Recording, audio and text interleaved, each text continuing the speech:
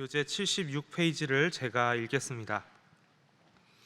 시편 108편은 다윗이 하나님을 향한 굳건한 신뢰를 바탕으로 찬양과 간구를 함께 드리는 시입니다. 다윗은 새벽부터 온 마음을 다해 하나님을 찬양하며 그 인자하심이 하늘보다 높음을 고백하면서 하나님께서 열방을 다스리시며 이스라엘에게 가나안 땅을 기업으로 주신 주권자이심을 선포합니다.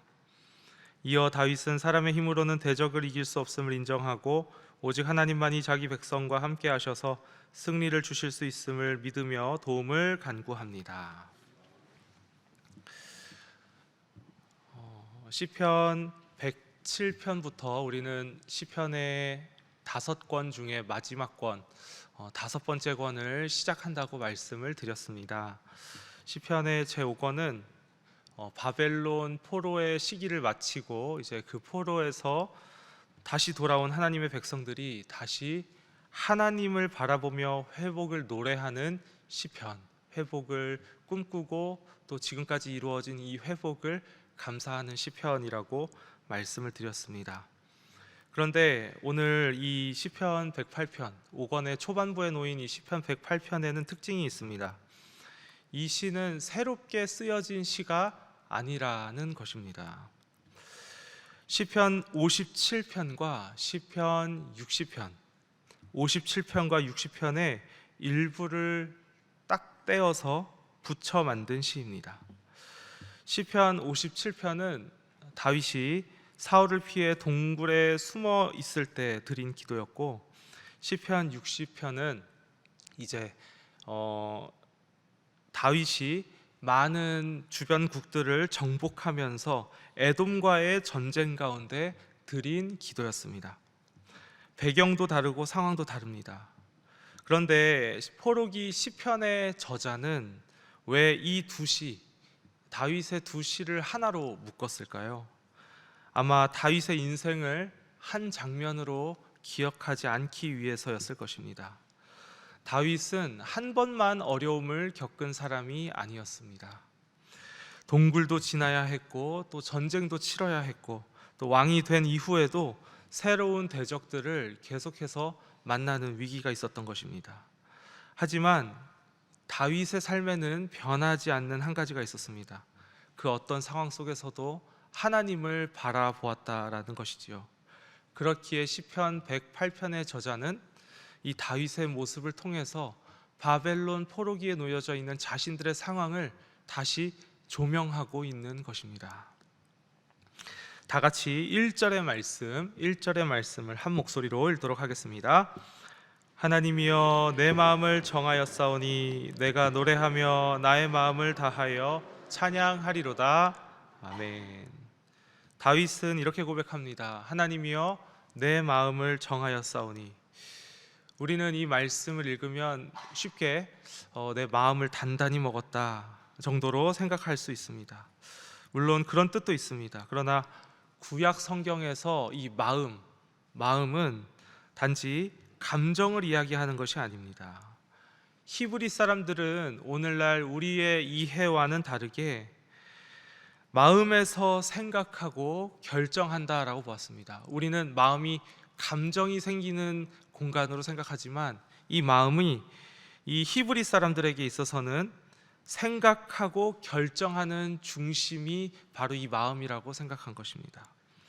그렇기 때문에 내 마음을 정하였사오니라는 이 고백은 나는 오늘도 하나님을 바라보기로 결정했습니다. 결심했습니다. 내 생각으로 하나님 아버지, 내 의지로 하나님 아버지 앞에 섭니다 라는 것을 이야기하는 것입니다. 그런데 더 중요한 것은 이 결정을 언제 했느냐입니다. 모든 문제가 해결된 뒤일까요? 아닙니다. 사울에게 쫓기던 시간이 모두 끝난 것도 아니었고 나라가 완전히 안정된 때도 아니었습니다. 여전히 해결해야 할 것들이 있는 상황 속에서 지금 이렇게 고백하고 있는 것입니다. 사실 이것이 시편 108편의 가장 특징이기도 합니다. 이 시는 처음 하나님을 믿게 된 사람이 고백한 것이 아니라 이미 동굴 속에서도 하나님을 의지했고 전쟁 속에서도 하나님을 부르짖으며 나아갔던 사람이 다시 한 번 더 하나님을 택하겠다, 하나님을 바라보겠다, 의지적으로 의지적으로 나타내고 있는 그런 말씀입니다. 믿음은 한 번의 결심으로 끝나는 것이 아니라 오늘도 결심하고 내일도 결심하고 그 다음 날도 끊임없이 결심하는 하나님을 반복해서 선택하는 삶이라는 것입니다. 우리의 모습도 그렇습니다. 아침에 눈을 뜨면 여러 선택이 우리 눈앞에 계속해서 펼쳐집니다. 그때 우리가 선택을 해야 하는 것입니다. 결심을 해야 되는 것입니다. 계속해서 깨어져 있어야 하는 것입니다. 믿음은 하나님께서 지금까지 인도하셨음을 기억하면서 오늘도 하나님을 신뢰하기로 결정하는 것을 말하니 우리 모두가 오늘 이 새벽에도 마찬가지로 하나님을 다시 한번 결정하고 하나님을 다시 한번 바라보고 선택하는 자리로 나아가야 하는 것입니다. 새벽 기도는 바로 그 믿음의 선택의 자리입니다. 잠을 조금 더 자는 것보다 하나님을 만나기로 선택하는 자리입니다. 하루의 계획보다 하나님의 말씀을 더 앞에 두기로 선택하는 자리입니다. 세상은 현실을 바라보지만 새벽에 이 기도의 자리에 나오시는 모든 성도님들은 먼저 하나님을 바라보시는 자들입니다. 그렇기 때문에 오늘도 내 마음을 정하여 싸우니라는 이 다윗의 고백이 우리의 고백이 될 수 있기를 바랍니다.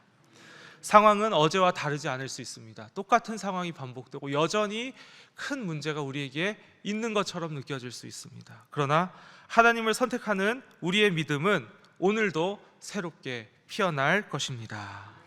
함께 첫 번째 기도 제목입니다.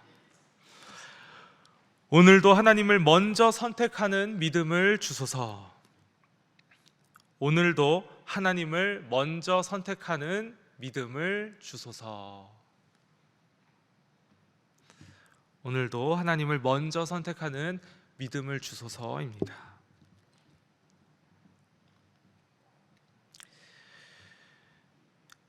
이어서 다윗은 2절에서 이렇게 말합니다. 비파야 수금아 깰지어다 내가 새벽을 깨우리로다.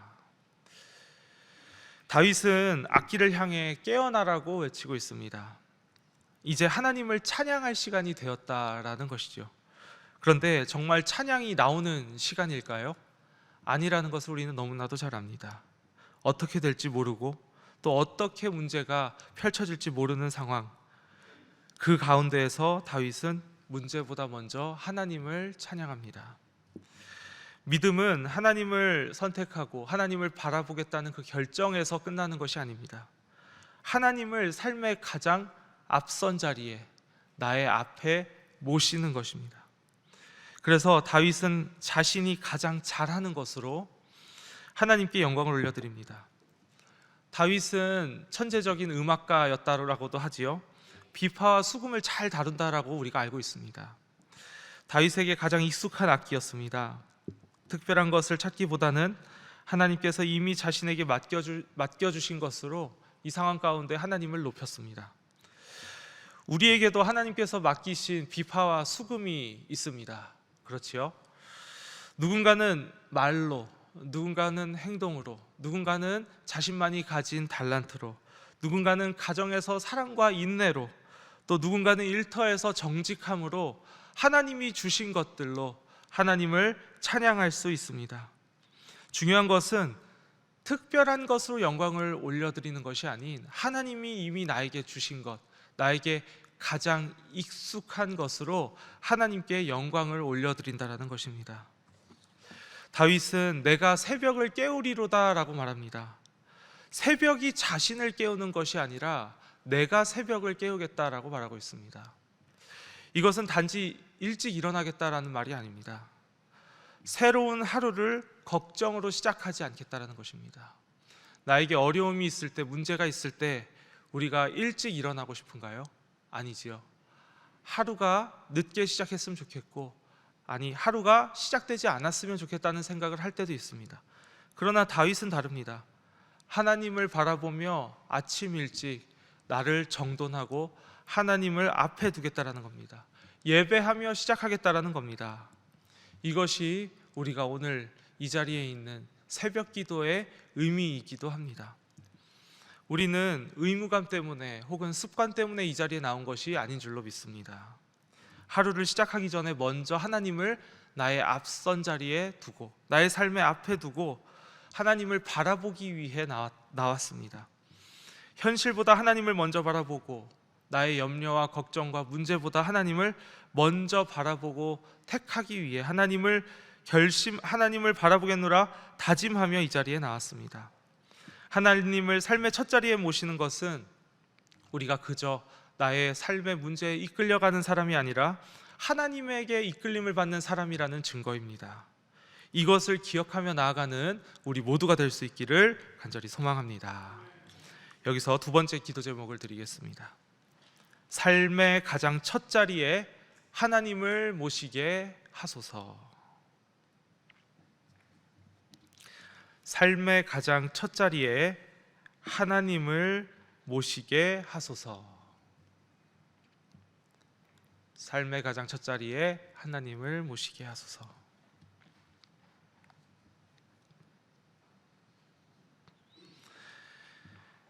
이제 6절부터 시편의 분위기가 조금 달라집니다. 이제 시편 57편의 내용이 끝나고 시편 60편의 내용이 이어지는 것이죠. 다윗은 이제 또 다른 현실 앞에 서 있게 되는 것입니다. 사울에게 쫓기던 시간, 왕이 아직 되기 전의 시간이 지나고 지나 이제는 에돔이라는 적과 맞서야 했습니다. 문제가 끝난 것이 아니라 다른 모습으로 찾아온 것입니다. 그런데 하나님께서는 먼저 말씀하십니다. 8절과 9절의 말씀을 보십시오. 길르앗도 내 것이다. 므낫세도 내 것이다. 모압은 내 목욕통이다. 에돔에는 내 신을 던질 것이다. 여기에서 반복되는 말이 있습니다. 무엇인가요? 바로 내 것이다 라는 것입니다. 사람의 눈에는 에돔은 강한 나라였고 정복하기 어려운 견고한 성읍이었습니다. 그리고 지금 다윗의 상황은 다윗의 왕권 말기에 하나님의 약속을 받아 이제 주변에 있는 나라들을, 이방 나라들을 정복하는 시기였는데 지금 이 순간은 아람에게 참패를 당한 직후였습니다. 아람과 전쟁 중에 에돔이 옆구리를 치고 들어온 것이지요. 그래서 에돔의 성을 정복하기 위해 나선 다윗이 오늘 이렇게 말하고 있는 것입니다. 그러나 하나님의 눈에는 달랐습니다. 모든 땅이 하나님의 것이고 모든 나라가 하나님의 통치 아래에 있었습니다. 현실은 하나님보다 더 커 보였고 많은 나라들이 자기를 삼킬 것만 같아 보였지만 하나님께서는 그 현실보다 크시고 그 어느 나라보다 크신 분이셨습니다. 다윗은 바로 승리한 것은 아니었습니다. 10절에서 그는 다시 묻습니다. 누가 나를 이끌어 견고한 성읍에 들이며 누가 나를 에돔으로 인도할꼬. 다윗은 믿음이 없는 사람이 아니었습니다. 믿음의 사람이지만 여전히 그 현실의 무게, 이 전쟁의 무게를 느끼는 상황이었습니다. 우리도 그렇습니다. 하나님을 믿으면서도 앞이 보이지 않을 때가 있습니다. 말씀을 붙들고 있지만, 기도하고자 이 자리에 나왔지만 기도가 쉽게 나오지 않고 말씀이 눈에 들어오지 않을 때가 있는 것입니다. 그럴 때 우리는 하나님께 질문할 수 있습니다. 그러나 그 질문 속에서도 하나님을 떠나지 않는 것, 하나님께 계속 구하는 것, 이것이 바로 우리의 믿음입니다. 저는 이 부분 때문에 108편이 더욱더 마음에 와닿았습니다. 포로기의 시편의 저자는 왜 굳이 57편과 60편을 읽게 되었을까? 아마 포로에서 돌아온 백성들에게 이것을 보여주고 싶었기 때문이었다고 생각이 들었습니다. 다윗의 인생이 한 번의 위기로만 끝나는 것이 아니고 여러 가지 위기가 있었는데 그 삶에는 여러 번의 어려움이 찾아왔는데 그 가운데에서 계속해서 하나님을 붙들게 될 때에, 하나님을 붙들게 될 때 위대하신 하나님께서, 한 번도 변하지 않는 하나님께서 그의 기도를 들으셨다라는 것입니다. 포로기 시편의 저자는 두 편의 시를 하나로 묶어서 다윗의 인생을 다시 한번 조명했습니다. 다윗은 어려울 때마다 하나님을 선택했고 하나님은 그때마다 다윗을 붙드셨다. 그러니 포로기 이 위기에서 벗어난 너희들, 앞으로 위기가 없을 것이냐? 아니다. 위기는 있을 것이다. 그러나 하나님께서는 변치 않으시며 포로기에서 지금 이 자리에 다시 돌아올 수 있게까지 만드신 하나님께서는 앞으로도 계속해서 우리의 문제 가운데 계시고 우리와 함께 할 것이다 라는 것을 이 포로기의 저자는 말하고 싶었던 거라고 생각합니다. 우리의 삶도 그렇습니다. 우리는 종종 이번 문제만 해결되면 좀 괜찮아지겠지, 좀 더 나아지겠지 라고 생각합니다. 그런데 한 가지 문제가 지나가면 또 다른 문제가 우리에게 찾아오게 되는 것이지요. 건강의 문제가 지나갔더니 가정의 문제가 찾아올 수도 있고, 또 일터에서 이런 문제가 지나갔더니 또 다른 문제가 생길 수도 있는 것입니다. 그때 우리는 이렇게 질문할 수도 있습니다. 우리는 과연 언제쯤 괜찮아지는 것일까? 하지만 하나님께서는 우리에게 문제가 없는 삶을 약속하신 것이 아닙니다. 대신 어떤 상황 속에서도 변하지 않고 영원하신 하나님께서 함께 하시겠다고 말씀하시는 것입니다. 그래서 우리의 믿음이 자라난다는 것은 어려움이 없어지는 것이 아닙니다. 하나님을 경험한 기억이 점점 많아지고 깊어짐으로써 더욱더 하나님을 의지할 수 있게 되는 것입니다. 하나님이 길을 여셨던 순간이 있고 하나님이 우리의 기도에 응답하셨던 순간이 있습니다. 우리의 힘으로는 안 될 것 같았던 것이 하나님의 힘으로 해결된 것이 있습니다. 그 경험이 쌓일수록 우리는 새로운 어려움을 만나도 기도할 수 있습니다. 하나님께서 그때도 나를 도우셨으니 이번에도 도와주실 줄로 믿습니다. 이것이 믿음이 자라난 사람의 성숙한 고백입니다. 시편 108편은 우리에게 문제가 사라질 것이라고 말하지 않습니다. 대신 오늘도 하나님을 선택하라고, 오늘도 하나님을 앞에 두라고 말하고 있는 것입니다. 그리고 변하지 않는 하나님을 기억하라고 말합니다. 그 하나님은 어제도 신실하셨고 오늘도 신실하시며 내일도 변함없이 우리를 붙드실 것입니다. 오늘도 변하지 않는 하나님을 기억하며 하나님을 다시 선택하는 저와 여러분이 될 수 있기를 간절히 소망합니다. 여기서 세 번째 기도 제목입니다. 지나오는 은혜를 기억하며 변치 않으시는 하나님을 신뢰하게 하소서. 지나온 은혜를 기억하며 변치 않으시는 하나님을 신뢰하게 하소서. 지나온 은혜를 기억하며 변치 않으시는 하나님을 신뢰하게 하소서. 오늘 시편 108편 말씀을 통해 우리가 하나님께 받은 세 가지 기도 제목, 먼저 첫 번째, 오늘도 하나님을 먼저 선택하는 믿음을 주소서. 두 번째, 삶의 가장 첫 자리에 하나님을 모시게 하소서. 세 번째, 지나온 은혜를 기억하며 변치 않으시는 하나님만 신뢰하게 하소서. 이 세 가지 기도 제목을 놓고 하나님을 바라보며 기도하시고, 또 안식월 중이신 위임 목사님을 위해서, 그리고 주님의 몸 된 우리 교회와 우리 나라와 우리 민족을 위해 기도하시고, 삶의 모든 기도 제목들을 내어놓고 기도하시다가 삶의 자리로 돌아가도록 하겠습니다. 함께 기도하겠습니다. 주여 믿습니다. 주여 믿습니다. 주여 믿습니다.